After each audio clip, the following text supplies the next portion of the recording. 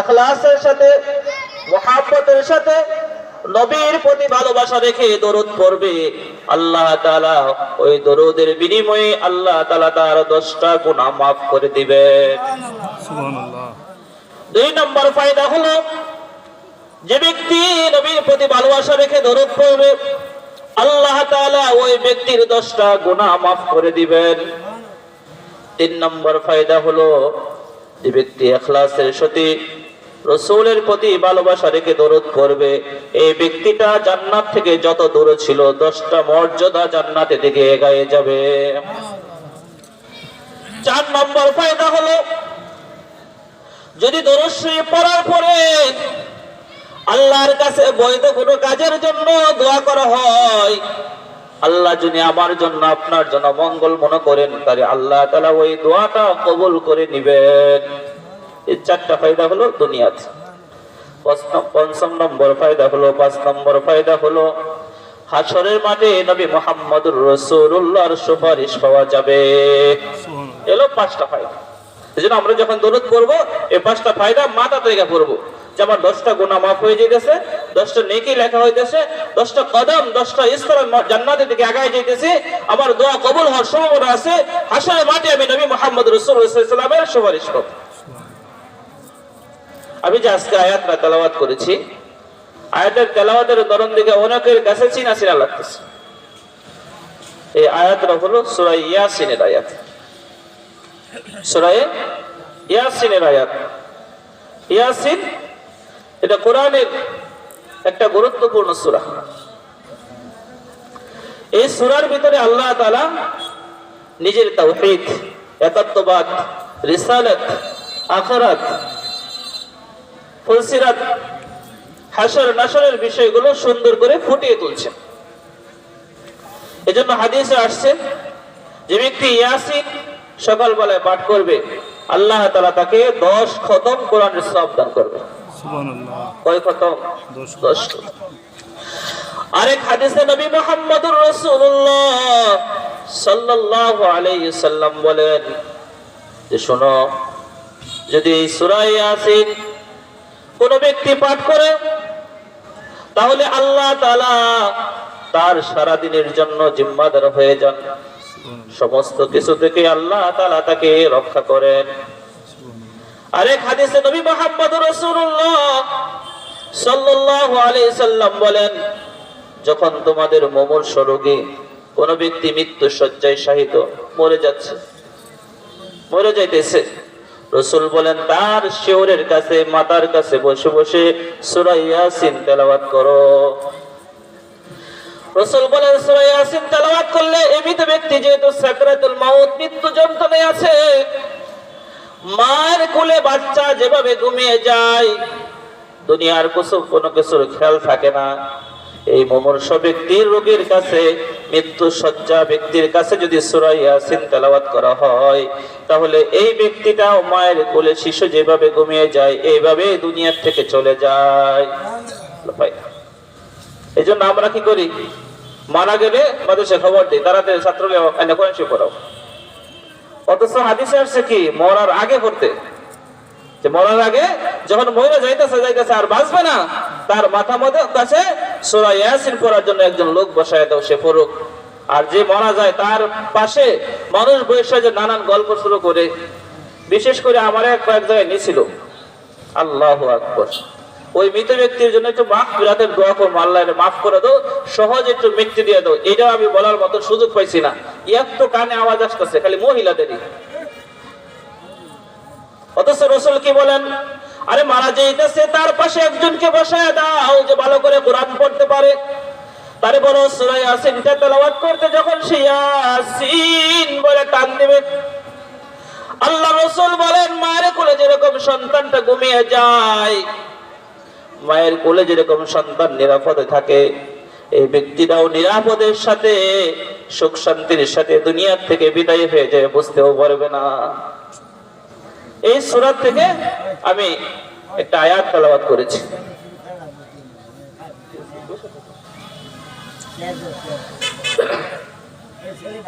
এই সূরার ভিতরে আল্লাহ তাআলা একটা সুন্দর ঘটনা বলছেন। কি বলছেন? ঘটনা বলছেন। আল্লাহ যখন গল্প বলছেন তাহলে ওই গল্পটা কি দরকার? শোনা দরকার, ঠিক না? যেহেতু গল্পটা আল্লাহ কোরআনেই বলছেন, তাহলে আমি কোরআন থেকেই বলি গল্পটা। গল্পটা যেহেতু আল্লাহ বলছেন তাহলে অবশ্যই শোনা দরকার।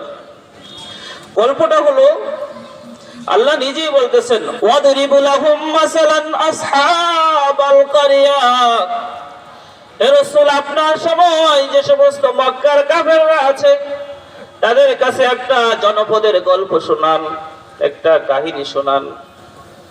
যেমন একটা জনপদ ছিল, যেই জনপদের নবী ছিল, যেই জনপদের অধিবাসীরা কেমন নবীর সাথে আচরণ করেছে সেটা পয়রা পয়রা শোনান। সেই জনপদের নাম কি? তাফসীরের কিতাবে দিতে আসে যে সেই জনপদের নাম হলো ইনতাকিয়া। বর্তমান পৃথিবীর কোন দেশে অবস্থিত? বর্তমান পৃথিবী, যেটা আগেকে শাম বলতো, বর্তমানে সিরিয়া বলে। ওই যে সিরিয়ায় কয়েকদিন আগে যে বাশার যে পালায় গেল গা, এই সিরিয়া আগে ছিল এটা শাম দেশ। এই সিরিয়ার একটা জায়গার নাম হলো ইনতাকিয়া।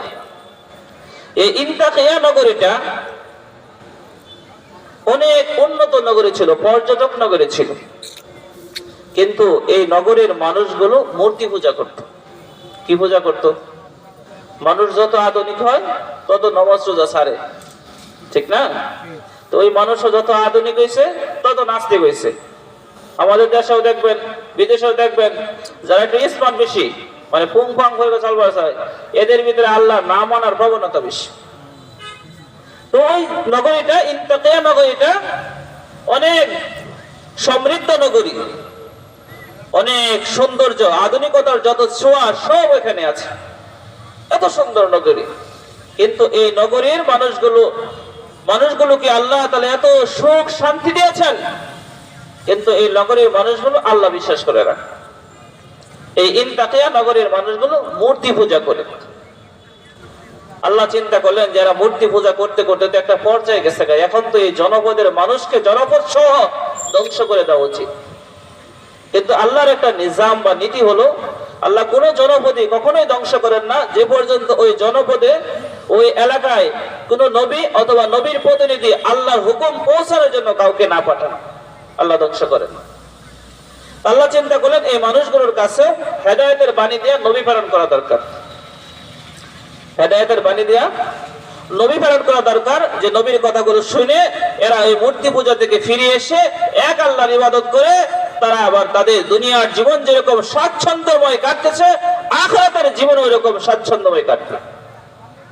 এজন্য আল্লাহ তাআলা প্রথমে দুইজন নবী প্রেরণ করলেন। আল্লাহ তাআলা বলতেছেন, ওয়াদরিবু লাহুম মাসালান আসহাবাল কারিয়া। রাসূল, আপনি মক্কাবাসীদেরকে বলুন, একটা জনপদের গল্প বলুন। ইয জাআল মুরসালুন, যে জনপদে রাসূল প্রেরণ করা হয়েছিল, যে জনপদে রাসূল প্রেরণ করা হয়েছিল। ইয আরসালনা ইলাইহিম ইসনাইনি, প্রথমে আমি দুইজন নবীকে তাদের কাছে প্রেরণ করলাম। প্রথমে আমি তাদের কাছে ইসনাইনি, দুইজন নবী প্রেরণ করলাম। দুইজন নবী তাদের কাছে যাওয়ার পরে যখন নবীরা নিজেদেরকে নবী পরিচয় দিল, নবীরা যখন বলল আমরা আল্লাহর পক্ষ থেকে তোমাদের কাছে প্রেরিত হয়ে আসছি, আমাদের কাজ হলো তোমাদেরকে মূর্তি পূজা থেকে সরিয়ে আল্লাহর সাথে সম্পর্ক কায়েম করে দেওয়া, আমাদের আর কোনো মিশন না। আমাদের মিশন হলো তোমাদের দুনিয়ার জীবনটা যেরকম স্বাচ্ছন্দ্যময়, আখিরাতের জীবনটাও যেন এরকম স্বাচ্ছন্দ্যময় হয়ে যায়। এটা দুনিয়াতে তোমরা আছো, ক্ষণস্থায়ী জিন্দেগির নিয়ামতগুলো ভোগ করতেছো, মরার পরে এমন একটা জীবন আসতেছে যে জীবনের শুরু আছে শেষ নাই, ওই জীবনেও যেন তোমাদের সুখ শান্তিটা বাকি থাকে। এই জন্য আল্লাহর পক্ষ থেকে আমরা নবী হয়ে আসছি তোমাদেরকে তাওহীদের দাওয়াত দিতে। তো তাওহীদের যখন এই কথাটা বলছে, আল্লাহ বলতেছেন ফাকাজ্জাবুহুমা, এই জনপদের অধিবাসীরা, এই ইনতাকিয়া জনপদের অধিবাসীরা হুমা, দুইজন নবীকে অস্বীকার করলো যে না, আমরা নবী মানি না। আল্লাহ বলেন যখন তারা দুইজনকে মানলো না, এই দুইজনের সাপোর্টার হিসাবে তৃতীয় আরেকজনকে নবী হিসাবে প্রেরণ করলাম। ফাআজ্জাজনা বিসালিস, তৃতীয় জনকে সহযোগী হিসেবে আমি প্রেরণ করলাম। তিনজন ব্যক্তি, তিনজন নবী ওই এলাকায় যা বলতেছে, শোনেন, প্রথমে আপনাদের কাছে দুইজন নবী আসছেন, কথা মানছেন না। ক্বালু ইন্না ইলাইকুম মুরসালুন, জেনে রাখুন আমরা তিনজনই আপনাদের কাছে নবী হিসাবে এসেছি। আমরা তিনজনই আপনাদের কাছে কি আসছি? নবী হিসাবে আসছি। এখন তাদের কথা হলো যে আপনারা যে আমাদের সামনে নবী দাবি করলেন, আমরা আপনাদের ব্যাপারে তিনটা মন্তব্য আছে আপনাদের ব্যাপারে।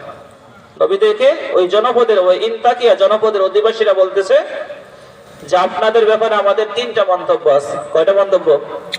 তিনটা। মনে রাখার চেষ্টা করেন, ফায়দা হবে ইনশাআল্লাহ। এক নম্বর মন্তব্য হলো, ক্বালু মা আনতুম ইল্লা বাশারুম মিসলুনা, আপনারা যে নিজেদেরকে নবী দাবি করতেছেন, আপনাদেরকে যেমন দেখা যাইতেছে আমাদেরকেও তো তেমনই দেখা যাইতেছে, অর্থাৎ আপনারাও মানুষ, আমাদেরকে মানুষ, তাহলে আপনারা নবী হলেন কিভাবে? বলেন, আপনারাও তো মানুষ, আমরাও মানুষ, তাহলে তো নবী যেরকম আপনারা দাবি করছেন আমরা তো দাবি করতে পারি যে আমরাও নবী। মা আনতুম ইল্লা বাশারুম মিসলুনা, আপনি তো আমাদের মতনই মানুষ, তাহলে আমাদের মতন মানুষ হয়ে আমাদের নবী হন কিভাবে? নবী হইলে তো অন্য জগতের বাড়ি হবে। তাদের কথা হলো নবী হইলে মানুষ হবে কেন? নবী হইলে ফেরেশতা হবে। এখানে একটা আপনাদের প্রশ্ন থাকতে পারে যে আল্লাহ মানুষে কেন নবী প্রেরণ করলেন, ফেরেশতা বা অন্য কোনো প্রাণী নবী কেন প্রেরণ করলেন না? এর সহজ উত্তর হলো, যে জাতি যেখানে থাকে সে জাতির সমস্যা সে বুঝে। যেমন ধরেন আমরা গরু পালি না, গরুর জন্য ঘাস কাটি, বন্ধ থেকে ঘাস কাটি আইনা সুন্দর করে বইলা একেবারে গুছাইয়া ময়লা থাকলে ধুইয়া এরপরে গরুর সামনে দিই, দিয়া গরুকে খা, বুঝ না? কিন্তু গরু অনেক সময় খায় না, না খাইলে কি করি? লাডিলে পয়সা দিই বাড়ি, ঘাসটাকে তোর লেগে এত কষ্ট করলাম তুই ঘাসটাকে, এখন না তাও খায় না। কি হলো গরুর খায় না কেন? এরপরে মুখ হা করে আপনি দেখলেন যে দাঁত লড়তেছে, ও তাইলে দাঁত করলে মানে দাঁত ব্যথা করে, এই জন্য মনে খাই না। কিন্তু এটা যদি আপনার ছেলেরে বলতেন যে বাবা ভাত খাও, তখন আপনি কি ছেলে কি বলতো যে আব্বু আমার দাঁত লড়তেছে, খাইলে ব্যথা করে, আমি ঘর পাইতাম। কিন্তু গরু বলতে পারতেছে কেন? কারণ গরু হলো আপনার ভিন্ন জাতি। আবার গরু আরেক গরুটা বলতে পারবো যে আমার দাঁতে ব্যথা, আমি বেশি খার পাইতেছি। মানুষের কাছে বলতে পারবো। এখন ফেরেশতাকে যদি আল্লাহ তাআলা নবী হিসেবে প্রেরণ করতেন, তাহলে ফেরেশতা তো খায়ও না, ঘুমায়ও না, পুরুষও না, নারীও না, সে তো দুনিয়ার হাব্বাই বুঝতো না। যখন হাব্বা বুঝতো না, আঙ্গুর খালি কইতো নামাজ পড়, আমার শরীরে জ্বর পাইতাম না, বেদ দিয়ে দিত কইসা বাড়ি, কারণ সে তো জ্বর কি জিনিস তার শরীরে নাই। আপনার বলতে আবার নামাজ পড়, আমার পেটের সমস্যা দিতে কইসা বাড়ি, কারণ তার তো পেটের জীবনের সমস্যা হয় না, সে পেটের সমস্যা কি জিনিস বুঝবো। আবার আপনি নামাজ পড়, তো আমার প্রচন্ড মাথা ব্যথা করতেছে, আমি এনে বৈশা বলবো না, দাঁড়াই পড়তে না, বৈশা বলবো না, দাঁড়াই পড় লাগবো, দিলে কইসা বাড়ি, কারণ তার তো জীবনে মাথা ব্যথা হয় না। এই জন্য আল্লাহ তাআলা অন্য জাতি থেকে নবী প্রেরণ করেন, মানব থেকেই মানুষের নবী প্রেরণ করছেন, যাতে করে মানুষ তার অপর মানুষের সমস্যা বুঝে আর সেই অনুযায়ী আল্লাহর পক্ষ থেকে সমাধান নিয়ে আসে। বুঝতে পারছেন বিষয়টা? তাহলে এখন তারা বললো যে আমরা আপনারা মানবো কেন? ক্বালু মা আনতুম ইল্লা বাশারুম মিসলুনা, কিভাবে আমরা আপনাদেরকে মানবো বলুন? আপনারাও মানুষ, আমরাও মানুষ, আপনারা তো আমাদের মতন। এটা হলো এক নম্বর কথা। দুই নম্বর কথা হলো, আমা আনসারার রহমানু মিন শাই, যদি আপনারা আল্লাহর পক্ষ থেকে নিজেদেরকে নবী দাবি করুন, তাহলে জেনে রাখুন আমাদের প্রভু কোন নবী রাসূল কিছুই নাজিল করেননি। তারা বললো যে না, যদি আপনারা নিজের দাবি করতে পারুন, কিন্তু আমরা জানি যে আমাদের আল্লাহ রহমান কিছুই নাজিল করেননি, কিছুই পাঠাইনি। ইন আনতুম ইল্লা তাকযিবুন, এরপরেও যদি গাদ্দারামি করেন যে না আমরা আল্লাহর পক্ষ থেকে নবী, ওই ইনতাকিয়ার অধিবাসীরা বলতেছে ওই তিনজন নবীকে, যদি এরপরও আপনারা বলেন যে না আমরা নবী, তাহলে এটাও জেনে রাখুন ইন আনতুম ইল্লা তাকযিবুন, আপনারা যে দাবি করছেন এই দাবির ব্যাপারে আপনারা মিথ্যাবাদী। তাহলে নবীদের ব্যাপারে তাদের তিনটা মন্তব্য। এক নম্বর মন্তব্য কি? যে আপনারা তো আমাদের মতন মানসিক, যেরকম আমরা অনেক সময় বলি না যে আঙ্গুর মসজিদের ইমাম সাহেব নামাজ পড়ে গিয়ে বেতনটা দেয়, নামাজ তো সেও পড়ে আমিও পড়ি, সে একটু সামনে যায় পরে, আমি একটু পিছনে পড়ি, ঠিক না? তাহলে আমার তার বেতন দূর লাগবে কে? তাহলে আমার বেতনটা কি দূর লাগে? সেও তো নামাজি পড়তেছে, আমিও তো নামাজি পড়তেছি। সে একটু সামনে যায় পরে, আমি একটু পিছনে পড়ি। কি আপনি একদিন উল্টাই করতে পারেন না? জীবন সাহেব সারা জীবন তো আপনি সামনে পড়লেন, আজকে আপনি পিছনে পড়ুন, আমি সামনে দিকে। তিনটে বোঝা যাইতো যে বেতনটা কে দিই। তারাও এরকম তাদেরকে বললো যে আপনারা যে মানুষ, আমরাও মানুষ, কে আপনি আবার নবী দাবি করুন? আর যে নবী দাবি করুনি, তাহলে আমরা বলতেছি যে যদি দয়াময় আল্লাহ যদি থাকেও, তাহলে সে কোনো নবী প্রেরণ করেন নাই। তো এর পরেও যদি গাদ্দারি করুন, তাহলে আমরা বলতেছি আপনারা মিথ্যা কথা কইতেছেন। এটা হলো তিনজন নবীদেরকে তারা এই ইনতাকিয়ার অধিবাসীরা এই কথা বললো। এখন নবীরা কি বললো? নবীরা যদি বলে যে না, আমাদেরকে নবী মানতেই হবে, নবীরা বললেন ক্বালু রাব্বুনা ইয়ালামু, নবীরা বললেন শুনো গো জাতি, রব্বুনা ইয়ালামু, আমাদের প্রভু তিনি জানেন, আমাদের প্রভু তিনি জানেন, ইন্না ইলাইকুম লামুরসালুন, অবশ্যই অবশ্যই আমরা তোমাদের কাছে রাসূল হিসাবে প্রেরিত হয়েছি। তোমরা অস্বীকার করতে পারো, কিন্তু যে আল্লাহ আমাদেরকে তোমাদের কাছে প্রেরণ করেছেন সেই আল্লাহ জানে যে আমরা তার পক্ষ থেকে রাসূল হিসাবে তোমাদের কাছে এসেছি। আমরা তোমাদের কাছে আল্লাহর পক্ষ থেকে রাসূল হিসাবে এসেছি। আর এটাও জানি রাখো, ওমা আলাইনা ইল্লাল বালাগুল মুবিন, আমাদের কাজ হলো তোমাদের কাছে পৌঁছে দেওয়া। আমাদের কাজ কি? নবীরা বলতেছেন আমাদের কাজ হলো তোমাদের কাছে পৌঁছে দেওয়া, মানা না মানা এটা তোমাদের দায়িত্ব। আমাদের দায়িত্ব আল্লাহ দিয়েছেন যে এই বাণীটা আমার পক্ষ থেকে এই ইনতাকিয়া অধিবাসীদেরকে, এই মূর্তি পূজারীদেরকে পৌঁছে দিয়ে আসো। আমাদের কাজ হলো পৌঁছে দেওয়া। এখন তোমরা মানবা না কি করবে এটা তোমাদের দায়িত্ব, আমাদের দায়িত্ব। ওমা আলাইনা ইল্লাল বালাগুল মুবিন। এখন তারা বললো যে এই যে সুফি মানুষেরা, ওই নবীদেরকে বলতেছে এই যে সুফি মানুষেরা, আপনারা এই এলাকা ছাইরা দেন, আপনারা যে বাস ধরছেন এই বাসে তো বুঝতেছি যে আমাদের দেশের ভিতরে অভাব অনটন করে যাব। কেন অভাব অনটন করবো? কারণ যে এলাকার মানুষ গুনাহ করে বেশি, যে এলাকার মানুষ কোরআন মানে না, রসুল মানে না, আল্লাহ তাআলাকে মানে না, আল্লাহ তাআলা ওই এলাকাকে নবী দ্বারা সতর্ক করার পরে ওই এলাকাকে ধ্বংস করে দেন। এজন্য তারা বললো যে শোনেন, আমরা আপনাদেরকে অলক্ষণ মনে করতেছি, আমরা আপনাদেরকে অলক্ষণ মনে করতেছি। আল্লাহ বলেন ক্বালু ইন্না তাতায়্যারনা বিকুম, ওই ইনতাকিয়া জনপদের অধিবাসীরা বলতেছে এই যে নবীরা নিজেদেরকে যে নবী দাবি করতেছেন, স্বঘোষিত নবী, আমরা আপনাদেরকে আমাদের জন্য অলক্ষণ মনে করতেছি। কারণ আপনাদেরকে মানলেও আমাদের মূর্তি পূজা ছেড়ে দিল লাগে, আর না মানলেও যদি আপনারা সত্যই নবী হয়ে থাকেন তাহলে আল্লাহর পক্ষ থেকে আযাবে আমরা শেষ হয়ে যাব। আমরা আপনাদেরকে ভালো চোখে দেখতেছি না। তখন নবীরা বললেন ক্বালু তাইরুম মাকুম, নবীরা বললেন যে শোনো, আমাদের কারণে তোমাদের অলক্ষণ হয় নাই, তোমাদের অলক্ষণ তোমাদের সাথেই। কারণ তোমরা যে পাপে ডুবে আছো, যে গুনাহে ডুবে আছো, এই গুনাহের শাস্তি এটাই যে তোমাদেরকে আল্লাহ তাআলা পাকড়াও করবেন। আমাদের কারণে না, বরং তোমাদের কারণে তোমাদেরকে ধরবেন। আইন যুকিরতুম, এরপরে ওই তিনজন নবী বললেন যে শোনো, আমরা যদি তোমাদেরকে উপদেশ দিই এটাও ভালো, এটাও ভালো না। আমরা তোমাদেরকে নামাজের কথা বলতেছি, এক আল্লাহর ইবাদত করতে বলতেছি, রাসূলদেরকে মেনে নিতে বলতেছি, জান্নাত আছে এটা বিশ্বাস করতে বলতেছি, জাহান্নাম আছে এটা বিশ্বাস করতে বলতেছি, এটাও খারাপ। এই উপদেশগুলো দিতেছে এটাও খারাপ তোমাদের কাছে। বাল আনতুম কওমুম মুসরিফুন, বরং তোমরা হলে সীমা লঙ্ঘনকারী যাচ্ছে। ওয়াজা মিন আকসাল মাদিনাতি রাজুলুন ইয়াসা, ইত্য বছরে এই এলাকার মানুষগুলো এই নবীদের পিছনে লেগে গেছে। আস্তে আস্তে একজন, দুইজন, তিনজন, চারজন, 10 জন, 20 জন, এইভাবে এই নবীদের পিছনে বিশাল এক জমাত হয়ে গেছে। এই নবীদের সাথে বাক বিতণ্ডা করতেছে। কি করতেছে? বাক বিতণ্ডা করতেছে।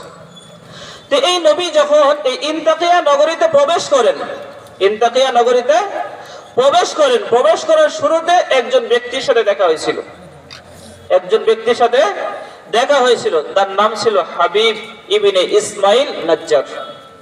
হাবিব ইবনে ইসমাইল নাজ্জার, যাকে হাবিবে নাজ্জার নামেই প্রসিদ্ধ। এই হাবিব নাজ্জারের বয়স ছিল অনেক। তিনি বর্ণনা করছেন যে আমি প্রায় 70 বছর মূর্তি পূজার কাছে করছি। এই হাবিব নাজ্জার তিনি কুষ্ঠরোগে আক্রান্ত ছিলেন। কি রোগে? কুষ্ঠরোগে আক্রান্ত ছিলেন। তার এই কুষ্ঠরোগ থেকে আরোগ্য লাভের জন্য সে এমন কোন দেব দেবী নাই, এমন কোন মূর্তি নাই যার কাছে সে যায় নাই। সব মূর্তির কাছে গেছে, যা কোনো ফল নাই। শেষে এই নবীদের সাথে দেখা, তো নবীরা বললেন, তাকে তাওহীদের দাওয়াত দিলেন। তাওহীদের দাওয়াত দেওয়ার পরে সে বললেন যে আমি এই তাওহীদ যদি গ্রহণ করি, একাত্মবাদ আল্লাহকে বিশ্বাস করি, তাহলে কি আমার এই রোগটা ভালো হবে? ফেরেশতারা ওই নবীরা বললেন যে শোনেন বাবা, আমরা আমাদের পরওয়ারদিগারের কাছে দোয়া করব, ওই আল্লাহ দোয়া কবুল করবেন, তারপরে আপনার রোগ আল্লাহ তাআলা মুক্তি দিয়ে দিবেন। তাহলে ঠিক আছে, তাহলে আমি ঈমান আনি। তিনি ঈমান আনলেন। ঈমান আনার পরে ওই নবীরা দোয়া করলেন, আল্লাহ তাআলা এই রোগ ভালো করে দিলেন। তার বিশ্বাস আর বাইরে গেল। তো যখন এই নবীরা ওই ইন্তাকিয়া নগরের ভিতরে দিনই দাওয়াত দিচ্ছিলেন, তখন এই এলাকার মানুষগুলো নবীদের পিছনে লেগে গেছিল। এখন নবীদেরকে মারার উপক্রম, নবীদেরকে মারার উপক্রম। তো নবীদেরকে যখন মারার উপক্রম, তখন এই ব্যক্তি হাবিব নাজ্জার সে শুনছে যে এই যে আমাদের এলাকায় যে 3 জন নবী আসছে, এই 3 জন নবীর উপর এলাকার মানুষ পাথর নিক্ষেপ করতে চাইতেছে, কষ্ট দিতে চাইতেছে, মারতে চাইতেছে। তখন এই ব্যক্তি সে এলাকার থেকে দৌড়ে আসছে। আল্লাহ বলতেছেন, وجاء من أقصى المدينة رجل يسعى। মদিনার শহরের একেবারে শেষ প্রান্ত থেকে একজন ব্যক্তি দৌড়ে আসলো। আয়েশা বলতেছে, ক্বালা ইয়া কওমি ইত্তাবিউল মুরসালিন, হে আমার স্বজাতি, তোমরা এই রাসূলদেরকে মেনে নাও, তোমরা এই রাসূলদেরকে মেনে নাও, অনুসরণ করো। ইত্তাবিউ মান লা ইয়াসআলুকুম আজরান ওয়া হুম মুহতাদুন।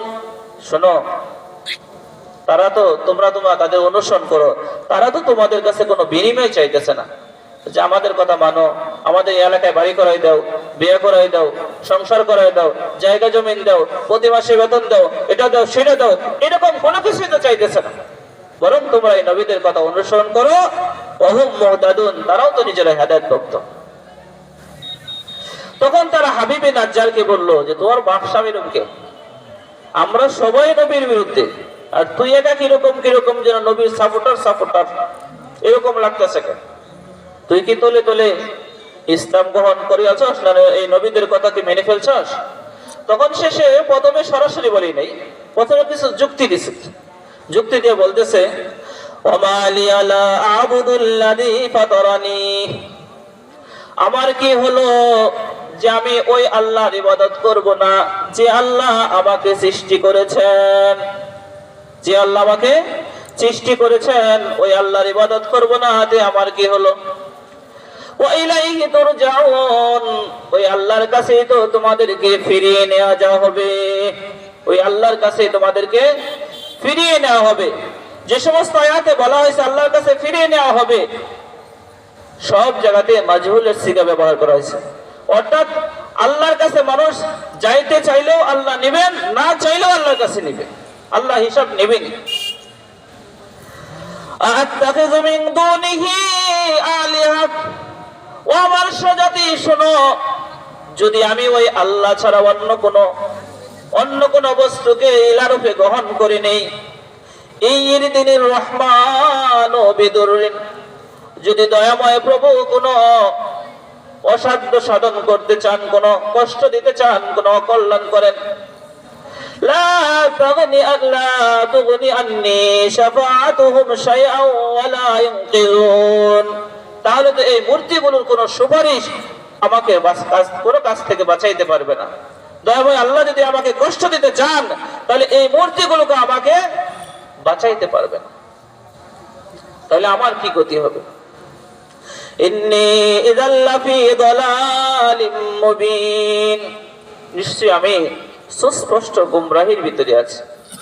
এত লেকচার দেওয়ার পরে তিনি শেষে বলে বলছেন, ইন্নী আমানতু বিরাব্বিকুম ফাসমাউন, হাবিব বিন নাজ্জার বললেন যে তোমরা শুনে নাও, আমি ঈমান এনে ফেলেছি। ইন্নী আমানতু বিরাব্বিকুম, আমি তোমাদের প্রভুর প্রতি কি এনে ফেলেছি? ঈমান এনে ফেলেছি। ফাসমাউনি, তোমরা আমার কথা শুনে নাও।